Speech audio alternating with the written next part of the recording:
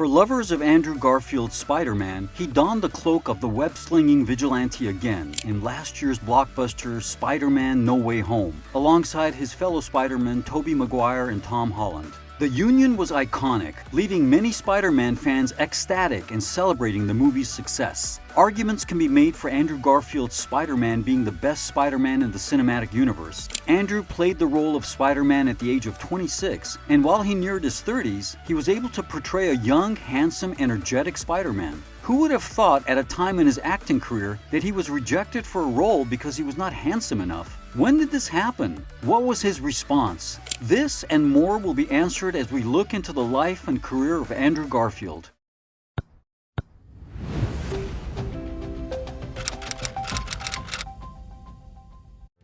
Growing up and his love for Spider-Man.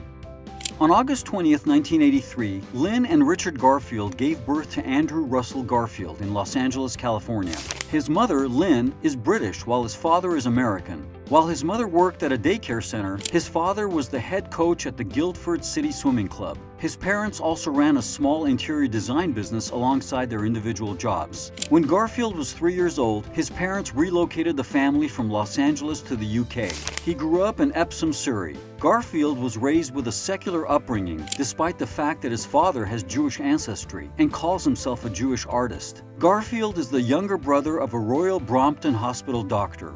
Even as a young child, Garfield admired the adventures of Spider-Man. He related to the superhero's alter identity, Peter Parker, because he too was a scrawny boy who was often bullied. With no small help from his father, Garfield is a good swimmer and is a gymnast too. He had planned to study business, but when he was 16, a friend talked him into taking theater studies at A-level because they needed one more student to run the class. Since then, he gained an interest in acting and pursued acting professionally. First, he went to Priory Preparatory School in Banstead. Afterward, he attended Ashtead City of London Freeman School. In 2004, he graduated from the Central School of Speech and Drama at the University of London. He worked at Starbucks early in his career at 3 different locations, in Golders Green and Hendon, throughout his tenure there. The making of the actor Andrew Garfield.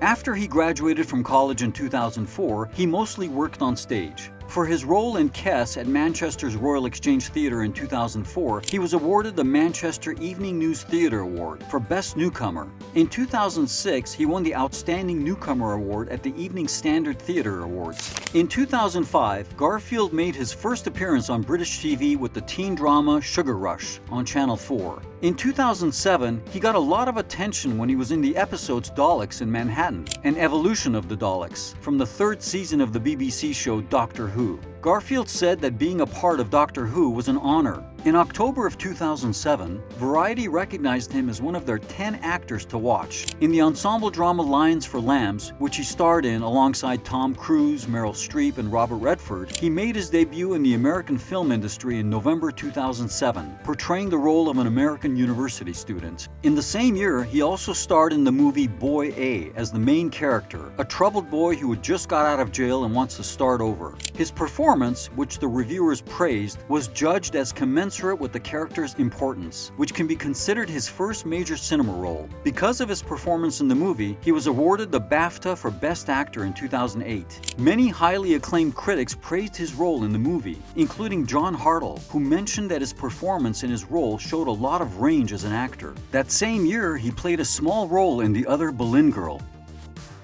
2008, the year of rejection. Even though Andrew Garfield had a successful year at the end of 2008, that same year also held a secret he kept hidden until recently when he had an interview with Entertainment Tonight. Garfield stated in an interview with Entertainment Tonight that he tried out for the part of Prince Caspian in The Chronicles of Narnia, Prince Caspian, 2008, and he revealed that he was desperate to be cast in the movie.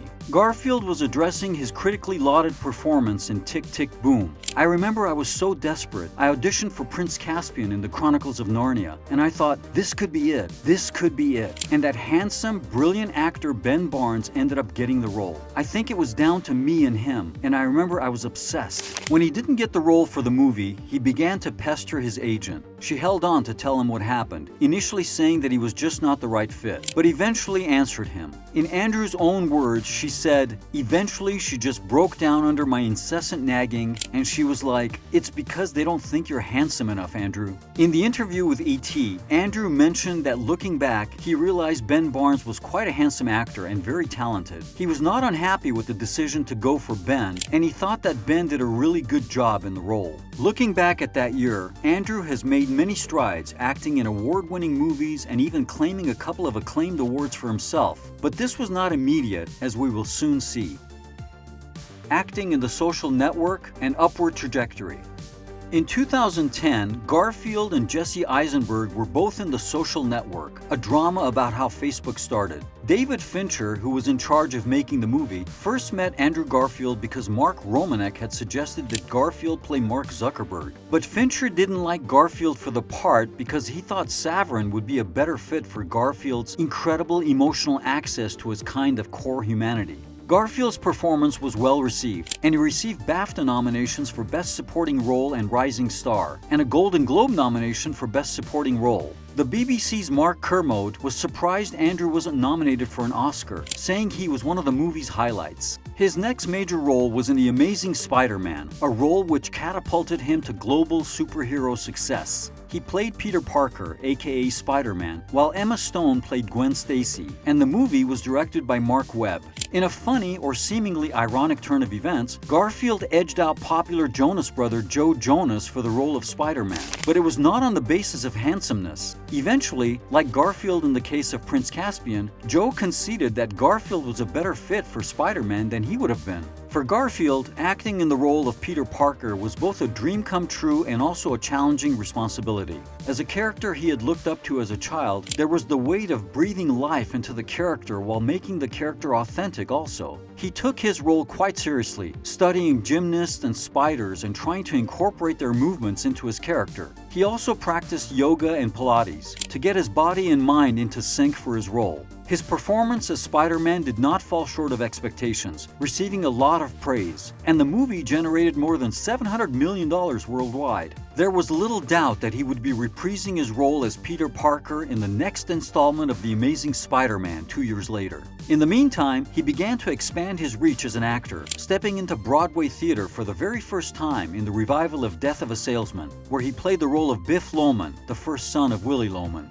The story chronicles the cutthroat world of the capitalist environment that fuels the American dream. In recognition of his performance, he was nominated for a Tony Award for Best Featured Actor in a Play. In 2014, he played the role of Peter Parker again, but it was his last as a standalone character, as subsequent Amazing Spider-Man movies were scrapped when Marvel Studios made a deal with Sony, integrating Spider-Man into the Marvel Cinematic Universe. Tom Holland would go on to play the role of Spider-Man in the reboot of the character. A year-long silence and the trappings of an established actor.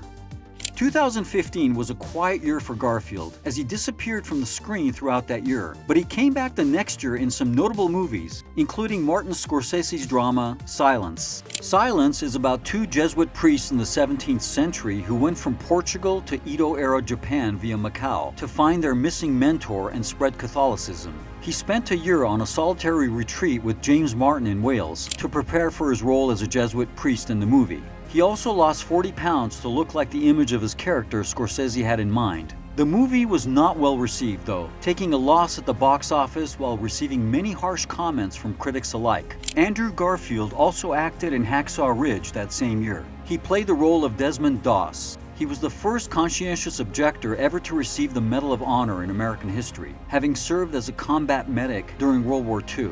On the other hand, this was a commercial success, making more than $170 million at the box office. Garfield also got nominated in the Academy Awards for Best Actor because of his role in Hacksaw Ridge. Garfield portrays Robin Cavendish, a young man paralyzed by polio, in the 2017 movie Breathe. He worked closely with Cavendish's wife, son, and people who had polio to prepare for his role. Among his 2018 roles was Under the Silver Lake, which he starred in with Riley Keough, under the direction of David Robert Mitchell. He plays an unemployed man who goes looking for his missing neighbor. In 2021, Garfield and Jessica Chastain featured in the drama The Eyes of Tammy Faye, a movie that chronicles the story of televangelist Tammy Faye and Jim Bakker. In the same year, he played the role of a composer in Tick, Tick, Boom. Garfield had to undergo vocal training for his role since he had never been a singer before the movie. Garfield got a Golden Globe Award for Best Actor in a Motion Picture Musical or Comedy for his performance, and an Academy Award nomination for Best Actor. Even though he said he wouldn't, Garfield played Spider-Man again in the Marvel Cinematic Universe movie Spider-Man: No Way Home. He did this along with his successor Tom Holland and his predecessor Tobey Maguire. Garfield characterized his experience working on the film as joyful, adding that it gave him closure with his version of Spider-Man. He also stated that if the opportunity arose, he would be willing to reprise the role. In 2022, Time magazine put Garfield on its annual list of the 100 most important people in the world. Overall, Garfield has had a wonderful career, despite earlier setbacks that might have questioned his skill and ability to fit into certain roles. He still has time to create more wonderful movies for his adoring fans. However, one thing is for sure, there won't be a case where he is judged for a role based on how handsome he is anymore. For more inspiring stories like this, don't forget to like and subscribe.